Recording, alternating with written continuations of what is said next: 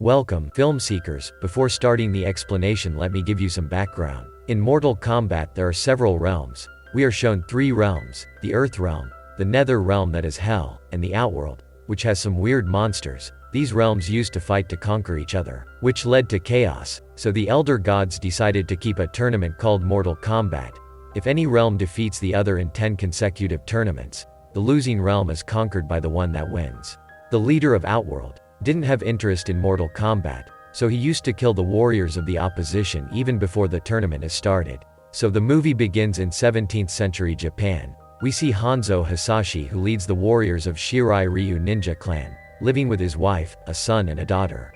He goes to bring water, and some assassins led by Bihan kill the guards outside. Noticing this, Hanzo's wife hides her daughter. Then Bihan enters, and kills them both. Hanzo hears her scream and runs towards the house, and finds his wife and son frozen to death. In anger he fights and kills all the attackers, then finds Bihan, but he is killed by him in a one-on-one battle.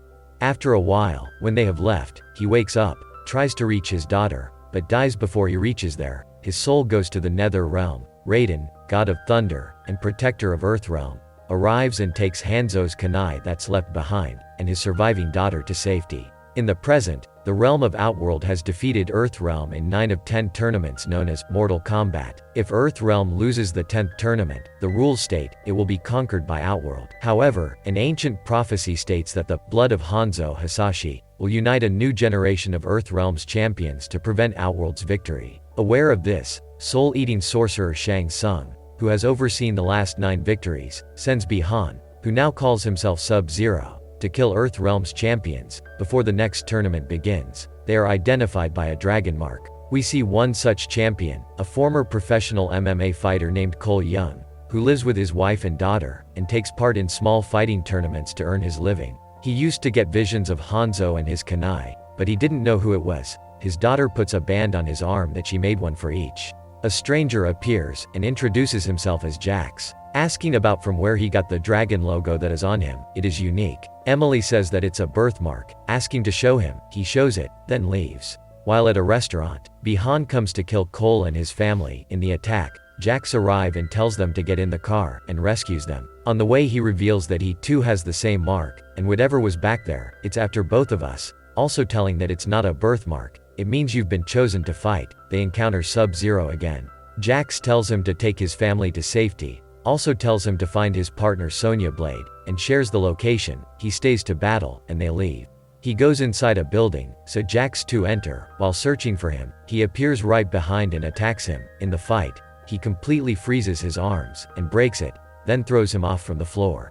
Meanwhile, Cole drops his family to home, then leaves to find Sonya, hoping to find some answers. On the other hand, one of Shang's warriors inform him that Sub-Zero has killed another one of Earth's champions, while another one has escaped. He then sends reptilian Sizoth. Cole finds Sonya, informing her that Jax sent him, and shows the mark, telling her Jax stayed behind to fight. He finds they are a part of military's special forces. She says, 7 years ago when they both were on a mission in Brazil, to capture a wanted fugitive, when they got there, the target had superhuman abilities. He tore through their units in seconds. That target had the same marking that Cole has, and when Jax finally took it down, the dragon mark transferred directly onto his skin. She spent years trying to figure out what it all means. Explaining further, throughout history, different cultures all over the world reference a great tournament. Based on her research, there are realms and species that they didn't even know existed, and that dragon marking signifies that you've been chosen to fight for Earth. It's an invitation to fight for something known as Mortal Kombat. He laughs, asking if she made up the last part. She tells that there's another tournament coming, and that is why they were tracking him. They need to find every last champion before it's too late, and most of them are dead already. He notices picture of Hanzo and has the visions again. Then we see Kano tied up with chains. He is a mercenary with the Black Dragon clan, arms dealer, drug runner, murder for hire, scum of the earth.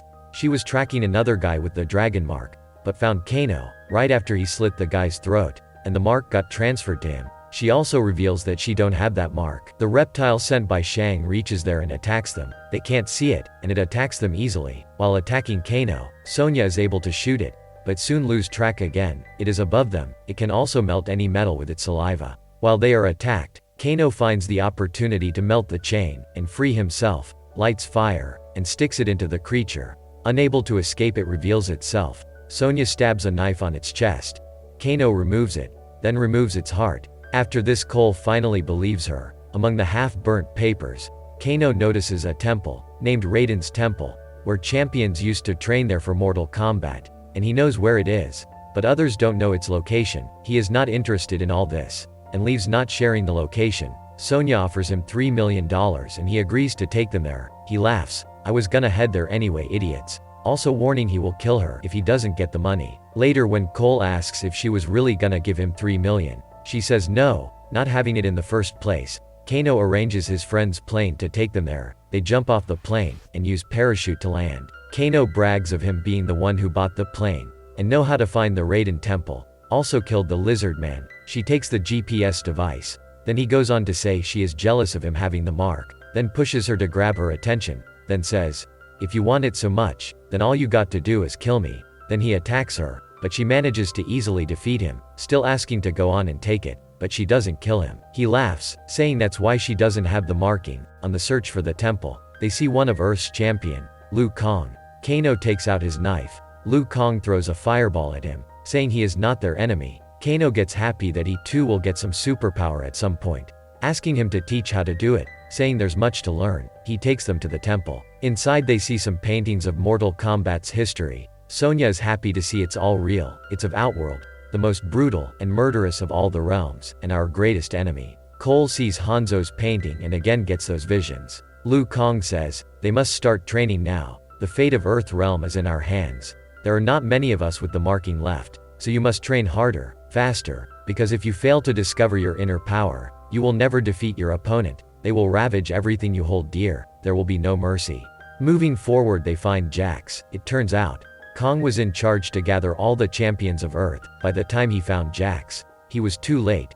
The ice had stopped him from too much blood, and they are taking help from every realm to heal him, asking them to be patient and give them time to do their work. Then they meet Lord Raiden, who is disappointed to see them. They are powerless, and Sonya doesn't even have the marking, telling them their enemies have claimed 9 straight victories. One more victory, and Outworld will gain control over Earth forever, and Shang will enslave the entire human race. Later we see Sub-Zero enter the temple. Kong fights him. Before he freezes to death, he is saved by Kung Lao, who is another one of Earth's champions. As Shang enters to kill them, everyone else also gather there. Raiden creates a shield, which prevents Shang and his warriors from entering, so they leave. They begin to train in the fight pit to unlock their Arcana, a special power unique to all dragon mark bearers. Sonya is not allowed in the training area. It is for the chosen ones only. She goes to spend time with Jax, who now has mechanical arms. Meanwhile, Cole battles with Lao and manages to defeat Lao when he is not using his abilities. Then he uses his hat and able to defeat him, telling in Mortal Kombat, "Talent will only get you so far." Then Kano battles with Kong, who keeps using leg sweep repeatedly, and Kano keeps falling, getting defeated very easily. Jax trains with his new mechanical arms, but finds it to be too weak, feeling useless and of no use to them. But Sonya reminds him of what he used to say to her in her initial days of training in the military, and encourages him to keep going. During dinner, Kano, who is always arrogant, starts to mock others, so they purposefully make him angry, calling him lazy pig, terrible fighter, zero skill, and a failure. Kano gets very angry, and he is able to awaken his Arcana. His ability is to shoot laser beam out of his right eye. Cole is trained again, and made to focus on pain, but he is unable to activate his Arcana, and gets disappointed. Raiden tells Cole that he is a descendant of one of the greatest ninjas to ever walk the earth, Hanzo Hasashi. He was murdered along with his wife and eldest son, by the same assassin that hunts him now, Sub-Zero. And he rescued Hanzo's only surviving child, and brought her to this temple. For centuries, the Hasashi marking has passed down through his ancestors, and the power of bloodline is strong in him. Disappointed he isn't able to activate his Arcana, he sends him back to be with his family. Shang gathers his warriors, Nitara, Kabal, General Reiko, Bihan, Melina. While planning how to bring that shield down, Kabal says he can do it, by using Kano. So he goes and convinces Kano to come to their side by telling him the perks of having more money than he know what to do with. Kano easily accepts his offer. He attacks Raiden's staff, and brings the shield down. Shang attacks the temple along his warriors, while sending Guro to kill Cole and his family. Kong fights with Kabal, who has the ability of super speed. Jax fights Reiko. He barely manages to only defend himself from Reiko's attack with his weak arms. Sonya fights Mileena. Even though she gives a good fight, Mileena defeats her, but realizes her blood is not of the chosen ones, telling that her death is of no value. She leaves. Kano drops a rock on her using his abilities. Lao goes to attack Shang, who sends Nitara to kill him.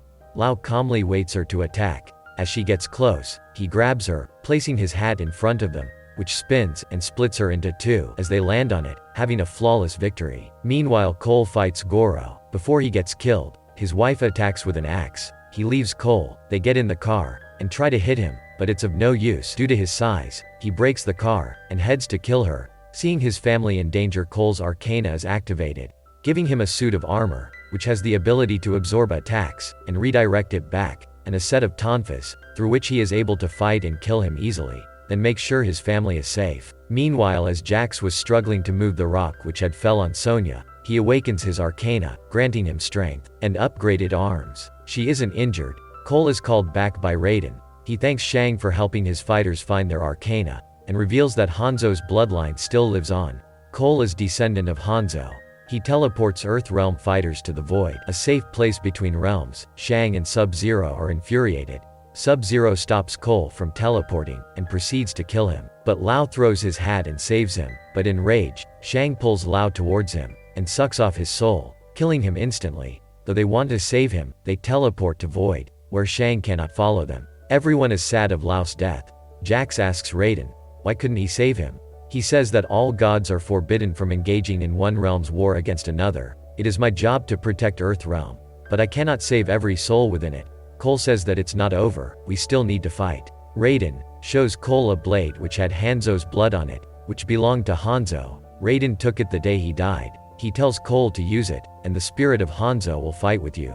Cole then proposes a plan to force Outworld's champions into single combat with Earth Realm's champions before neutralizing Sub-Zero together, forcing the tournament Shang tried to prevent. Raiden teleports them to Outworld, and also teleports the Outworld warriors to the desired location, splitting them all.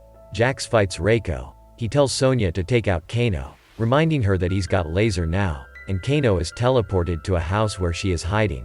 Kong takes Kabal, and Cole takes Mileena. Jax kills Reiko with ease, all due to his new arms. Kong uses his special move, and kills Kabal.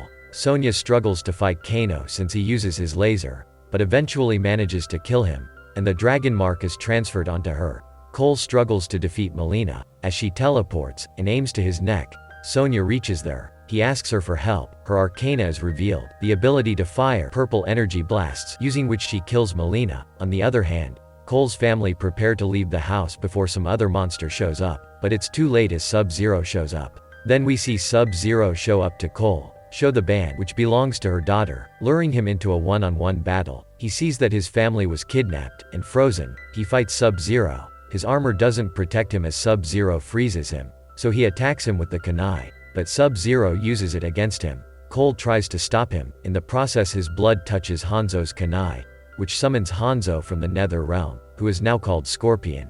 He recognizes Cole as his descendant, and together they fight Sub-Zero. He removes his armor to move faster, then freezes Scorpion's legs. Then Cole manages to pierce him, similar to what he did to Hanzo centuries ago. Scorpion uses Hellfire to free his legs, which also revives Cole's family, revealing Sub-Zero that he learned to control the fire of Hell and burn Sub-Zero. He thanks Cole for freeing him, and requesting that he look after the Hisashi bloodline. Scorpion departs. Then Raiden and other champions arrive. Seeing that Sub-Zero is dead, Raiden says that he is impressed. Cole says he thought that you couldn't get involved. Raiden smiles it off. Then Shang arrives. Seeing his warriors dead, he tells Raiden, no matter how many of his warriors are dead, there will always be another to take their place. Today you have killed my warriors, and you think you have won, but death is only another portal. He sends his champions' corpses back to Outworld, and tells that next time he will bring armies instead of fighters. Raiden sends him back to Outworld. Raiden declares his intention to train new warriors in preparation for the next tournament, and assigns his current champions to recruit them. Cole departs for Los Angeles in search of Hollywood martial artist and movie star Johnny Cage. The movie ends. Hope you all liked the movie, and please consider subscribing if you want to see more explanations.